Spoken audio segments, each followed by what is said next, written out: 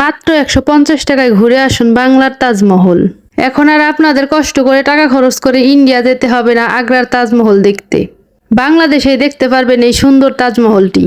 তো চলুন আর দেরি না করে আমার চোখ দিয়ে আপনারাও ঘুরে দেখুন বাংলার তাজমহল। হ্যালো এভরিওয়ান, আসসালামু আলাইকুম। সবাই কেমন আছেন? আশা করি সবাই ভালো আছেন। আলহামদুলিল্লাহ, আমরাও অনেক ভালো আছি। আজকে আমরা তাজমহল দেখার উদ্দেশ্যে রওনা হলাম চিটাগাং রোড থেকে। চিটাগাং রোড থেকে একটা সিএনজি নিয়ে চলে গেলাম তাজমহল গেটের সামনে। তাজমহলে ঢুকতেই দেখতে পাবেন গাড়ি পার্কিং করার অনেক সুন্দর জায়গা আছে। বাইক, গাড়ি যা নিয়ে আসেন সবাই পার্কিং করতে পারবেন। এখানে অনেকগুলো রেস্টুরেন্ট দেখতে পাবেন। রেস্টুরেন্টের লোকেরা আপনাদের ইনভাইট করবে তাদের রেস্টুরেন্টে খাবার খেতে।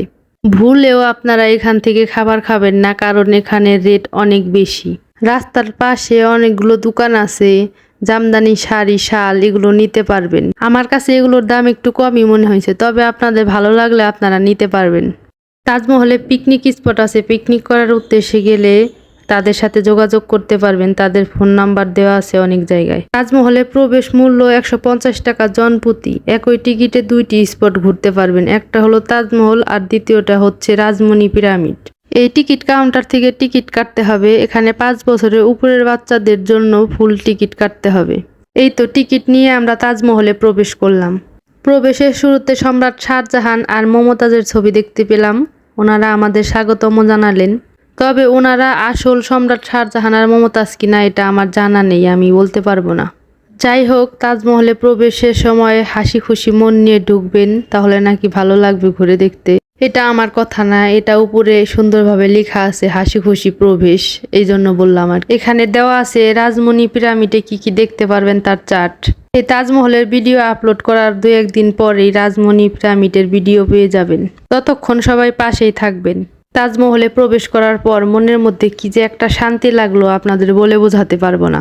আজ তাজমহলে তেমন একটা ভিড় ছিল না, তাই জারামণিকে নিয়ে খুব সুন্দরভাবে ঘুরে দেখতে পারছি। আপনারা যারা আগ্রার তাজমহল দেখেছেন তারা বুঝতে পারবেন একদম ওই তাজমহলের মতোই বাংলার তাজমহল তুলে ধরা হয়েছে।